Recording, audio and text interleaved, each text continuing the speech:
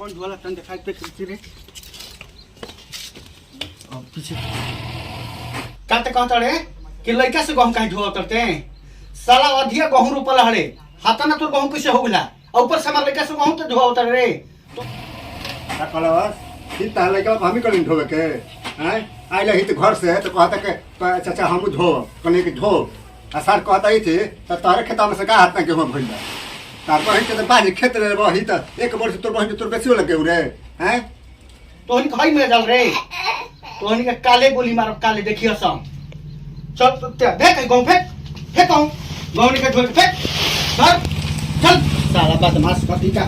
कौन है एनी घर निकल उतर रे चल और अब हैं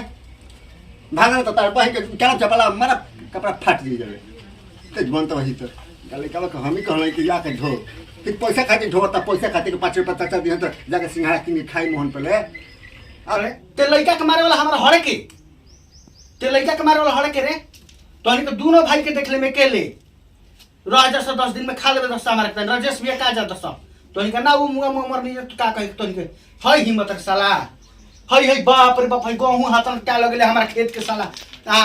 हेंदो है कहत सक तन दू बार गहूं भइला के एक बार देख ले तुम चेहरा नु दिन भर समझ के जतने बिगड़ रहा साला हमने के देख लेबे नु को बुझाते नहीं कि गेहूं हमने कम हो जाए तुम के ते भाई के गेले नहीं ते खाली गेहूं तो नजरिया देबे तो साला हम गेहूं कम हो जाए चल ये भाग गेले हई मजा आज के बाद साला हमरा के तोरी से खाइल पे टूट गइल सब टूट गइल देखिए सब तोरी के थू कहूं आदमी है थू कहूं रे साला देखिए सब के देबे के नहीं तबा के लाल हो तन इटा धाव तो इटा के धाव इटा कर पहुंच के मारी के कपाल पर फाट धाव इटा धाव नहीं तबा धाव इटा वही के अभी मार के कपाल फाट मार दे सारा तो नीचे करे और वही के हम के देरी कतरा बतियाते अलगा वाला भई अलगा तो अलगा वही के दाव तो ये अन पाते तो बाकी चले चल तोर माइल कहतन हां हई का करत देखो पट्टीदरवा के जाके गहूं ढोवा त साला एकदम बदमाश हो गला तना न कहे लायक ना तेही सब बिगाड़ के रखल बड़े एगो बजान ले ई तेही बिगाड़ के रखल बड़ साला एगो बात की मानत नहीं एकदम हे हर हो गई चल भाई चल साला आई ताती के हो तू हे हंस रे के कोन नतिया मारी तब नु नके जाके काम कराओ तब वो कर उ साला हमनी के कतना नीचे देखला सो हमनी के गहूं ढोवा त बताओ त आई नतिया पैसा खाली चल जाता नु एतना गहूं भइल बा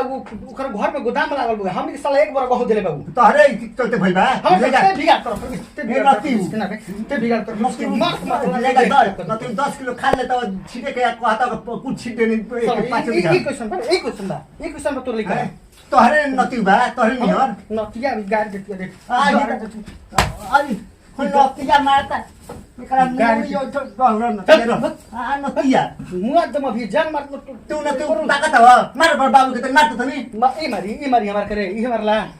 कमरी तोड़ देना चाहिए साला ना तू चप्पल उठा के मारा एक चप्पल गिरा तू मारिस रे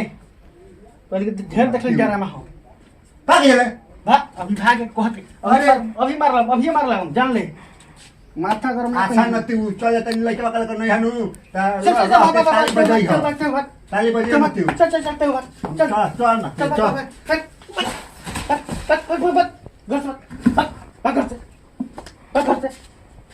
होय देखो